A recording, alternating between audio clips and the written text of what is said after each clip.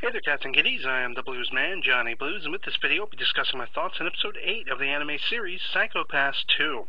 Quite an intriguing expositionary episode this time out that thoroughly, if somewhat unexpectedly, turned the tables and ramped up the tension through the roof by the end. It boiled down to two overriding factors, that being Mika Shimizuki's ongoing independent investigation into any and all medical patents as they relate to both Kirito Kamui's reconstructive surgery after being the lone survivor of a plane crash in his youth, and the Tagane Medical Manufacturing Organization, as well as a thorough, if somewhat out-of-body, understanding of Kamui's transition into a ghostly non-citizen by Civil System Detection Grid standards. The latter coming very much from the lips of the doctor of Kamui's taken into custody previously and being interrogated by Saiga Juji of Current.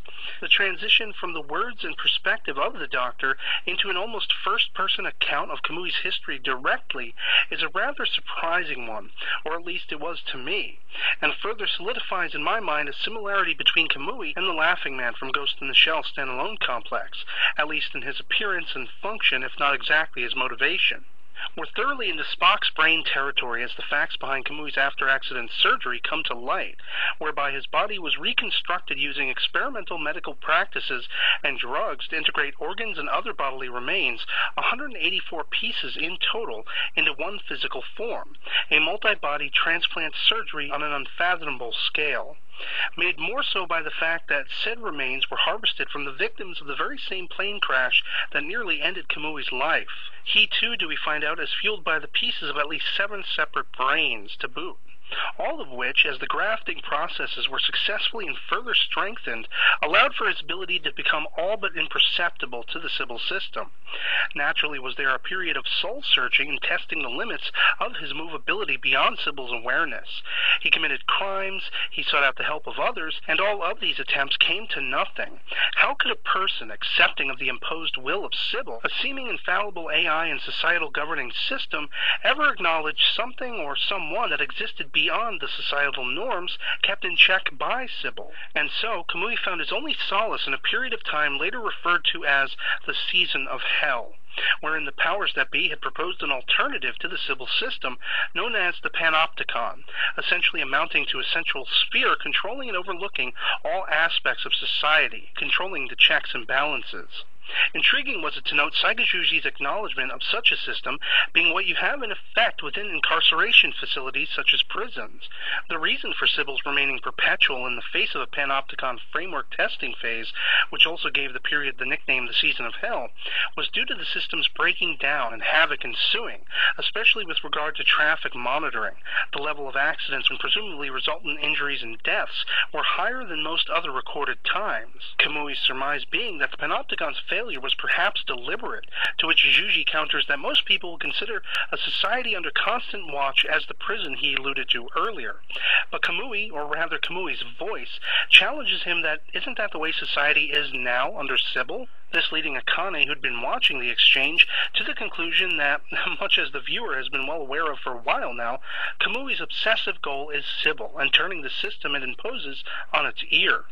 Per a staff meeting then held by Akane, she also issues the surmise that the hollows they've encountered thus far, the same taken and super-aged by Hinakawa previously from the 180 victims of the plane crash Kamui can't seem to move beyond, are more likely those he personally used, which coincides with Mika's own stumbling across a computer access file time-stamped within recent weeks and using another hollow alias of Kamui's. Genoza's further investigating the various organs found at the scene of Kamui's hideout suggests that any potential substitutions within society have almost likely been power players and movers and shakers, which was much the surmise at the end of the previous episode.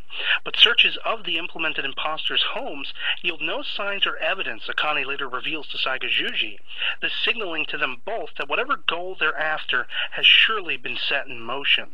And this is where Mika seems to have uncovered at least one overarching aspect of that motivation, that being a directed assault on the Tagane Corporation, as it was they who took great advantage of the plane crash Kamui was involved with, having developed and utilized an autonomous system of dislocating and harvesting the human brain, which, I have to admit, sounds a bit familiar, especially when considering what we know of the Civil System itself to be. And so it makes a certain kind of sense that Kamui, in trying to take down one, is in effect trying to take down the other as well. They are simpatico, wholly related, a fact too soon and rather cruelly making itself known to Mika as she takes the opportunity to whip up a report to personally deliver to Bureau Chief Kasei. It outlines the involvement of Misako Tagane, Enforcer Tagane's mother for all intents and purposes, as being the chief of the corporation at the time, and her devotion to the idiosyncratic AA system. The report also lists Akane as having time and again been responsible for detrimental and lethal acts against her fellow investigators and enforcers, as well as Tagane's involvement in relation to her, Mika's conclusion being that they both be removed from active service. Kasei rather condescendingly outlines back to Mika that the AA system, or a priori acquit, was a test laid out so as to weed out and capture those who might be unfit for society, latent criminals and the like.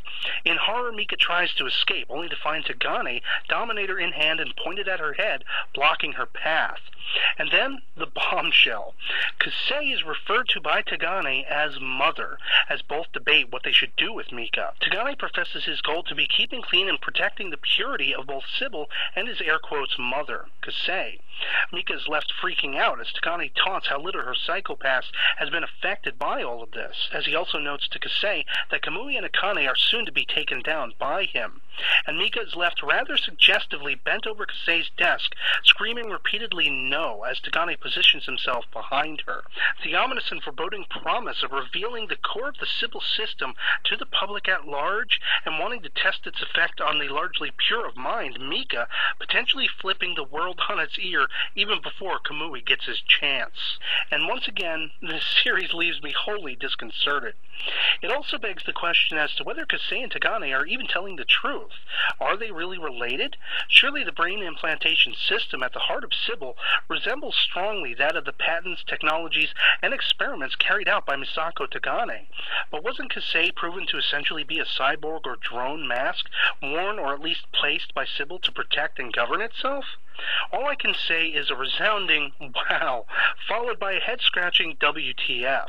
And so the wait and anticipation for the next episode and the clarity it will hopefully bring to all the revelations within this one surely begins. And so I'd love to hear from you guys in the comments below what you thought of episode 8 of Psycho-Pass 2 if you've seen it. And that'll be pretty much it for me on this, so I hope you enjoyed the video and that it finds you well, and I'll catch you all later. Peace.